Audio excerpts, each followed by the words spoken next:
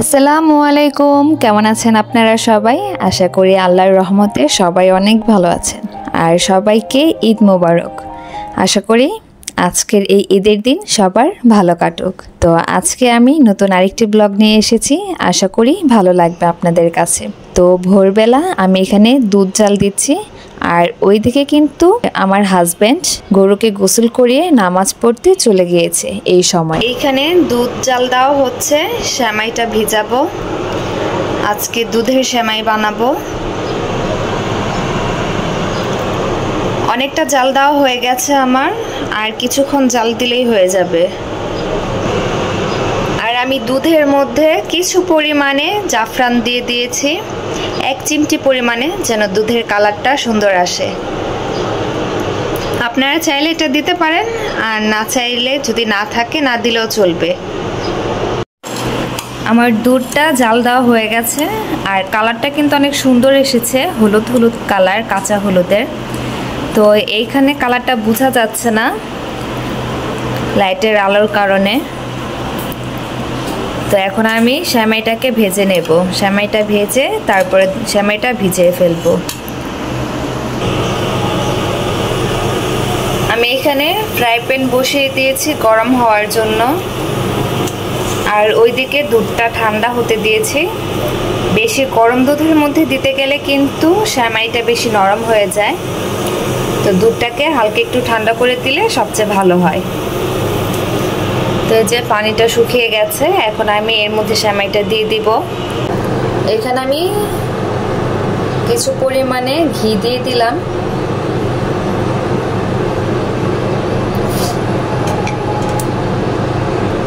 সেমাইটা দিয়ে দিচ্ছি।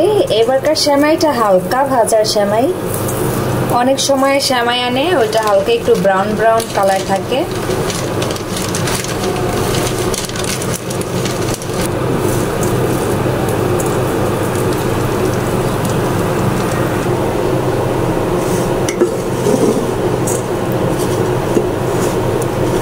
এখানে আমি অর্ধেক সেমাই দিয়েছি আর অর্ধেক রেখে দিয়েছি, এগুলাতেই হয়ে যাবে আমার মনে হয় 1 কেজি দুধে। তো একটু ভাজা ভাজা করে নেব, বেশি লাল করে ফেলবো না, তাহলে কিন্তু একটু দেখতে কেমন যেন লাগবে, যেহেতু দুধের সেমাই। তো এখন আমি এই সেমাইটাকে ভেজে দুধে ভিজিয়ে নেব। আমার সেমাইটা কিন্তু ভিজিয়ে ফেলেছি, তো এখনো কিন্তু ভালোই দুধ আছে, কিন্তু এই দুধগুলো কিন্তু একটু পরেই টেনে যাবে। আশা করি ভালো লাগবে সেমাইটা খেতে। আমি উপর দিয়ে কিছু বাদাম ঘির মধ্যে ভেজে তারপর উপর দিয়ে ছিটিয়ে দিয়েছি।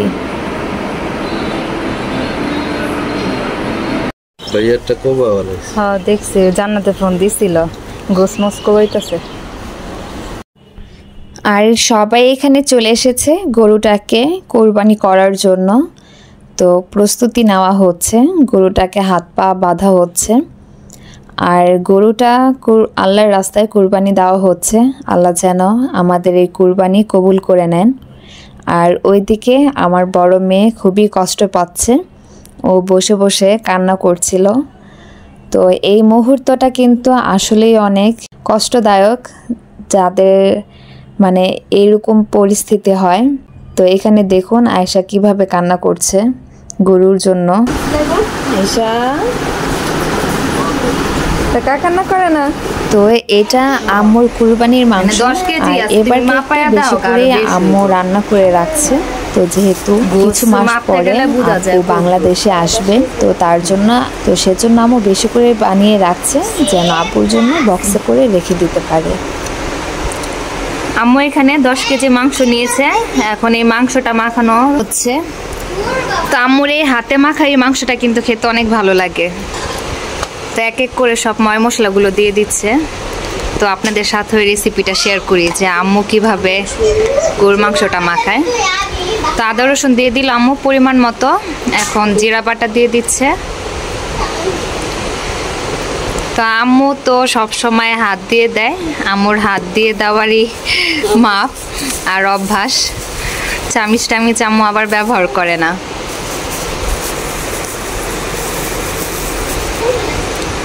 আম্মু ধনিয়া গুঁড়া দিয়ে দিল, 1 মুঠ পরিমাণে হবে।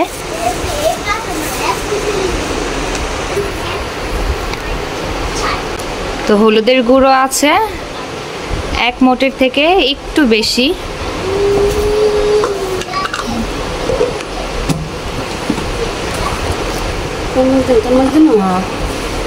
মরিচের গুঁড়ো আছে 1 মুঠ। আম্মু আর একটু দিয়ে দিল অল্প পরিমাণ। তো 1.5 মুঠের মতো হবে মরিচের গুঁড়ো।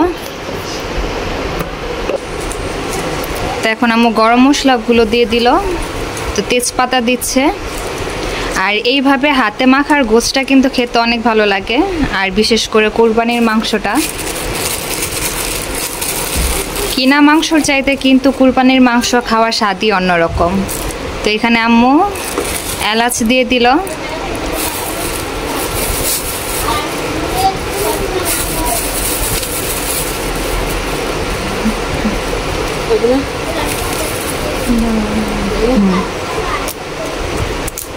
তো দারচিনি দিয়ে দিচ্ছে বড় বড় করে। তো এইগুলো আপনারা দেখে বুঝে নেন পরিমাণ মতো। তো স্বাদ মতো লবণ দিয়ে দিচ্ছে আম্মু, আর কিছুটা কমিয়ে দিচ্ছে, লাগলে পরে আবার ব্যবহার করা যাবে। তো এখন আম্মু তেল দিয়ে দিচ্ছে। তো আম্মু হাত দিয়ে কিন্তু তেল মেপে দিচ্ছে। তো আম্মু পরিমাণ মতো এখানে ব্যবহার করছে। তো এখানে আনুমানিক 4-5 কাপের মতো তেল হবে, আরও বেশি হবে।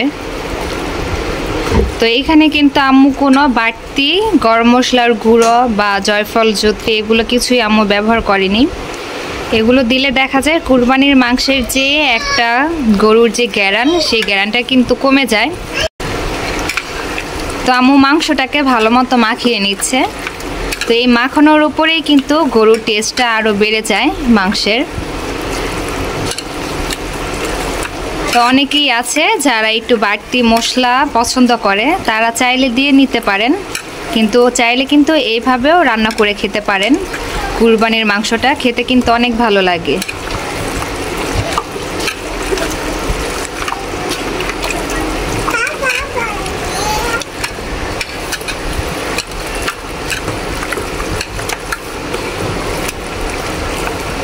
বড় চামচটা আছে না?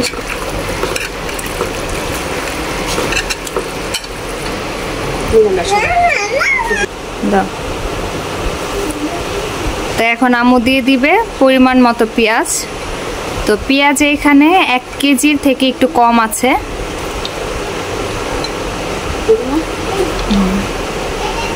তো 1 কেজির থেকে একটু কম আম্মু পেঁয়াজ কেটেছিল। তো ওইখান থেকে আবার কিছুটা রেখে দিয়েছে। তো এখন এই পেঁয়াজটা দিয়ে আবারও ভালো মতো মাখিয়ে নিবে।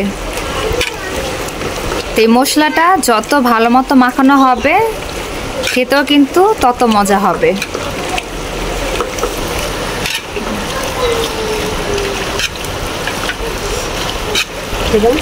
আম্মুর মাংসগুলো মাখানো হয়ে গেছে। তো এখন হাত ধুয়ে অল্প পরিমাণে পানি দিয়ে এইভাবেই ঢেকে রেখে দেবে 2 থেকে 2.5 ঘন্টার জন্য। আর এইভাবে কিন্তু মাংসটা মাখিয়ে রেখে দিলে ভেতরে মশলাটা ভালো মতো যেতে পারে, আর মাংসের টেস্টটাও কিন্তু অনেক ভালো লাগে। তো এখন এটাকে ঢাকনা দিয়ে ঢেকে রেখে দেব কিছু সময়ের জন্য। আর মাংসর মধ্যে কিন্তু আর কোনো পানি ব্যবহার করা হবে না। তো এইখান থেকেই যে পানিটা উঠবে, সেই পানিতেই কিন্তু গরুর মাংসটা রান্না হয়ে যাবে। তো পরে আবার আম্মু আমার জন্য 5 কেজি পরিমাণে গরুর মাংস মাখা আছে রান্না করার জন্য। তো এইখানে রায়হানে আবার কিছু গরুর মাংস কিমা করেছে। তো কিমা হয়ে গেছে, তো ওইটাকে আবার একটু মিহি করতেছে।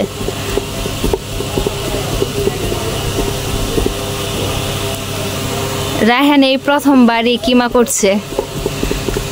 অভিজ্ঞতা কি তোর কিমা করে? আবার দেখেন পাওটা আবার কেটে ফেলছে অল্প একটু। একটু দেখি পাটা একটু দেখা, একটু দেখি। এদিক দিয়ে আবার একটু পাটা আবার ছিলা ফেলছে। তো কিমাটা কিন্তু অনেক সুন্দর হয়েছে, আর প্রথমবার আনতাজে পুরা। না এখন এগুলো সব উঠে ফেলো।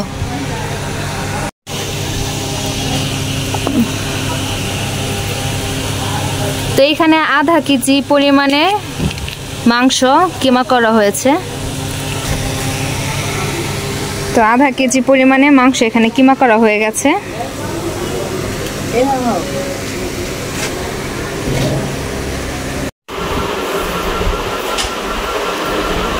তো এইখানে আবার আমার জন্য 5 কেজি মাংস আম্মু আবার মাখিয়ে রেখেছে।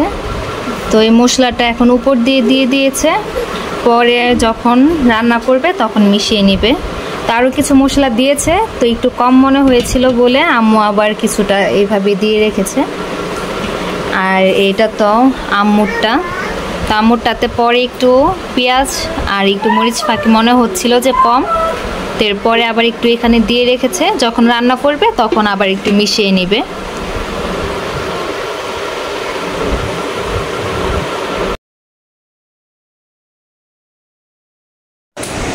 তো এখানে আমাদের গোশটা রান্না হয়ে গেছে। তো আমি আবার বাসায় চলে এসেছি পাতিল নিয়ে, আর আম্মুরটা রান্না হচ্ছে এখনো। তো এনে আবার সবাই মিলে খেয়েছি। তো এইভাবে কুরবানির মাংস খেতে কিন্তু অনেক ভালো লাগে। তো কার কার ভালো লাগে সেটা কিন্তু অবশ্যই কমেন্ট করে জানাবেন। তো এই গোশটা যখন আস্তে আস্তে জাল হবে 2-3 দিন ধরে, তখন কিন্তু খেতে আরও অনেক বেশি ভালো লাগবে। তো এখন আমি আবার একটু বেছে বেছে নিয়ে যাচ্ছি, এখন বসে বসে খাবো। তো এইভাবে এই ঈদের 1-2 দিন এই গোশটা খেতে কিন্তু অনেক ভালো লাগে। আর গোশটা কিন্তু অনেক সুন্দরভাবে নরম হয়েছে। গরম, এখন অনেক গরম, ধরা যাচ্ছে না, যে ধরলেই খুলে যাচ্ছে। দেখতে কিন্তু অনেক ভালো লাগছে, আর খেতে কিন্তু অনেক মজা হয়েছে। তো আজকে আমার এই ভিডিওটি আমি এখানেই শেষ করছি। আশা করি আপনাদের কাছে ভালো লাগবে। তো ভালো থাকবেন সবাই। আল্লাহ হাফেজ। আসসালামু আলাইকুম।